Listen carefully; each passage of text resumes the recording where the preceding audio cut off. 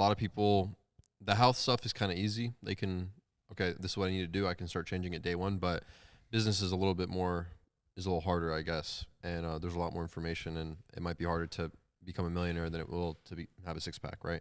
When did you make your first M? Not net, but like in sales. When did you do your first like? Oh, I don't know, like not even 20, maybe like 19 years old. Yeah, 18, so that's 19. extremely rare.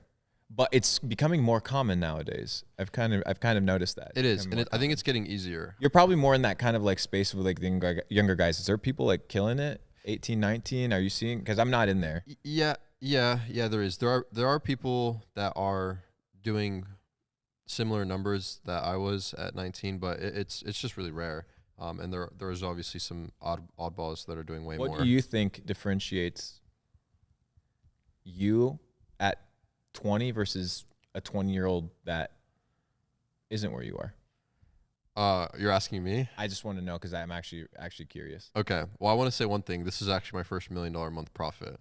So I'll start there. Brother. So this is my first one, October of 2022. Not bad. Not bad. Most 23-year-olds can't say that. So let's just start there. I think the difference is that I was completely like madly obsessed with money since I could remember, because of all the circumstances that I was put through as a child. So I had an unhealthy obsession with getting as much money as possible. It was extremely materialistic, and I mean, at one point it was even a survival thing, because my mom, I mean, we couldn't. There was one point where the lights just went out in our house, and we just couldn't afford electricity. She couldn't pay the bill.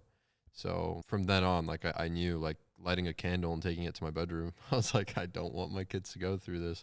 So it's all I ever thought about it as a kid. And then going to McDonald's, I couldn't get anything but a McChicken or a McDouble because they're $1 at the time. So it's just, I was put through so many circumstances over and over and over and over and over again. My dog, I had one pair of shorts when I was already going to school with people, this one pair of plaid shorts that my dog pissed on, and I had to take piss shorts to school, and I was made fun of. So it's like a lot of humiliation, and I don't think that most people go through that kind of stuff, so they don't have this like insane obsession with money. That's probably where it all stems from. But I tried a lot of things, and yeah, I know I'm not the host, but can I ask you a follow up on that one? You can ask me whatever you want.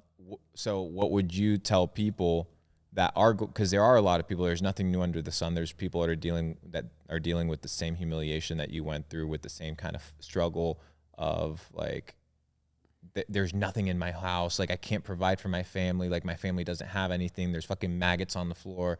Like, what would you tell that guy that's listening to this? How do they get out?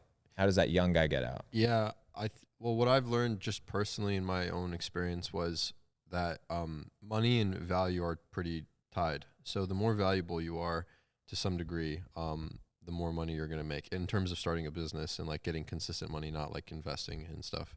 But the more valuable you are, the more you're going to make. So if you don't have any skills or value to provide to the world, then why would you have any money? Why would anybody trade currency, with you if you don't have anything to give? In my case, as a person, like as a business guy, I'm not that valuable. Like I'm not the best business guy in the world. I'm not the best CEO. But the value, where my value comes from is my audience. I have a very large audience, and I provide value to a lot of people. And so I'm able to make money off that. And it's easy for me to make friends with, people like you. And that's where my value comes from, is that I provide a lot of value to a lot of people, which is still a lot of value. But I'm not like the smartest person in the world, which would also be a lot of value or something like that. So I think that just to answer the question, you need to become valuable in some certain sort of way. So focus on yourself. Yeah, of course. Yeah. I'm very similar with that one. I was able to actually like break it down into a couple like segments of how to make a ton of money. So like you said, you have to provide value. Elon Musk said it best, in my opinion. It's you get paid in proportion to the difficulty of the problems that you solve.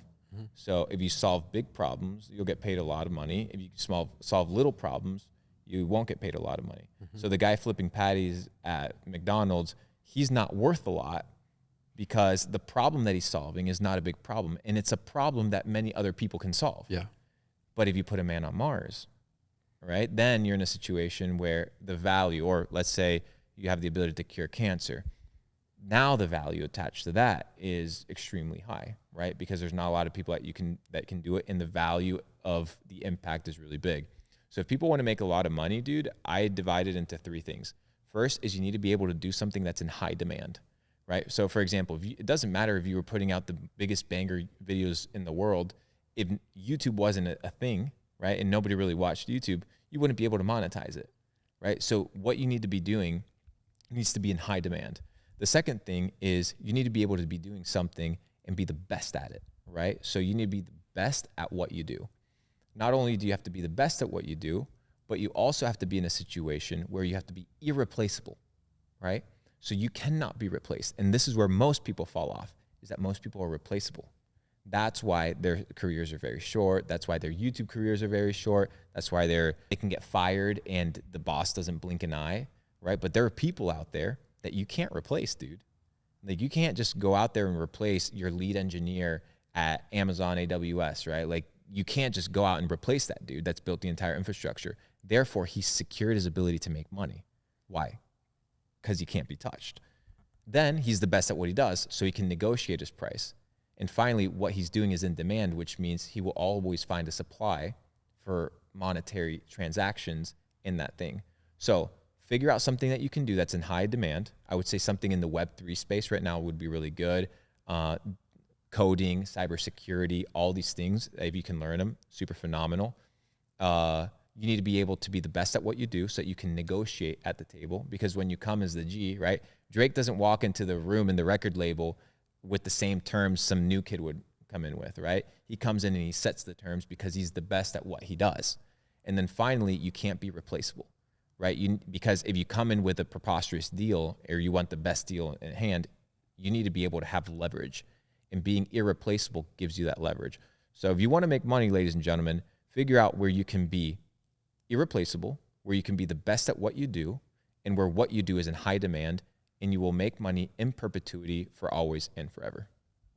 Yeah, I think I couldn't say anything on that. I agree. What would you say is like the first thing that someone should do if they're listening to this on their Dell from 1999 with maggots in the floor? Like, because what you said is really great advice, but it probably isn't going to work for the guy who has nothing. But you are something. You have yourself. You have everything that you need. Everything else is just a tool. But you have to develop the tools that you already have. Dude, people aren't thinking. People don't use their brain. The biggest, most powerful machine that is known to man, your fucking eyeballs and your brain. People don't use them, right? Your brain's mush. No wonder you're a dumb fuck that's sitting in a room right now. But if you're watching this video, you're trying to figure it out, right? Which means you're in the right direction. So what you need to figure out now is surround yourself in situations and in places where you're going to get opportunity. And let that opportunity then filter to the 3 steps that I mentioned before, right? Finding the opportunity, find something that's trending, find something that you have the ability to be irreplaceable in, where you can be the best at. But you have to position yourself, right? And this is where a lot of people don't talk about, is they need to position themselves for success, right? You need to put yourself in a situation where you can win. If you're always sitting in the room, right, on the Dell listening to Luke talk or Sebastian talk, but you never position yourself in a situation to win, you're not going to win. Instead, okay, you're a brokey. Okay, you could literally go and get a job at Buffalo Wild Wings or at McDonald's, or you could be intelligent and go get a job at the country club. You could go get a job at the high-end restaurant. Well, I don't know anything about wines. Well, go on fucking YouTube and learn about wines. Learn how to have a nice little British accent. Learn how to say all the bullshit foods and go work at a high-end restaurant. Why not? That's what I did. That's how I got my relationships, my connections. That's how I met people that funded my first business, waiting their fucking damn tables. I waited tables for Jeff Bezos, dude. Like I was there. Why? Because I wanted to be in a place where I could position myself. And it doesn't matter if you're a brokey, because broke is a condition of the mind. It's not a condition of the pocket, right? Broke is a condition of the mind. It's not a condition of the pocket. A lot of people are broken up here, so you need to fix this first. The operating system needs to change. People don't change the operating system. So you need to position yourself, fix the operating system, and execute. Do you think maybe what holds a lot of people back is just like the limiting belief? Because they're probably listening to this and they're thinking like, I can't do this. So let's evaluate. Why do you limit your beliefs? I'll tell you why you limit your beliefs. You limit your beliefs because you don't trust yourself. Why don't you trust yourself? Because every time you tell yourself that you're going to do something, you break your own promise. If you can't trust yourself as an autonomous individual, no wonder you're not going to advance in life. Dude, if I told you every single day, right? And we were gym buddies. If I told you every single day that we were going to go to the gym and I didn't show up, but you showed up, right? Or you said, hey, are we going to the gym? Like your body tells you, hey, we need to go to the gym, or how your friends tell you, hey, we got to go work out. If you told me 10 days in a row and I committed, hey, we're going to the gym, but then the morning came around and you came out of the room and I was there eating chips and watching Netflix and I didn't go to the gym with you, on the 10th day, would you believe me? Yeah, not a chance. Would you trust me? No, yeah. So the problem is most people don't trust themselves. And the reason they don't trust themselves is because they are in auto self-sabotage mode 24/7. Everything that they do, they're sabotaging themselves. No wonder you can't trust yourself. No wonder you don't have any courage. No wonder you think you're going to fail, is because your mind is literally telling you, dude, I can't trust you. I can't trust you. So you need to start on the small wins. Start focusing on the small wins. Get groomed. Clean your room. Start hanging out with good people. Read a chapter in a book and say, I'm going to read a chapter, and you sit down and you read it, right? I'm going to read this news article, and you sit down and you read it. I'm going to eat good food and not bad food, and you do it, and you start building trust with yourself. Trust, reputation, rapport. And then you realize, wow, I can actually do anything that I want because I trust myself to do it. So learn how to trust yourself by doing the small things right. And how you do the small things is how you do the big things. So focus on the small things. Focus on laying down the bricks. And soon, when you zoom out, you'll have a wall of China that'll be so big beyond comprehension, people won't be able to even understand what was built. It's because every brick that you laid was done with perfection. Small things.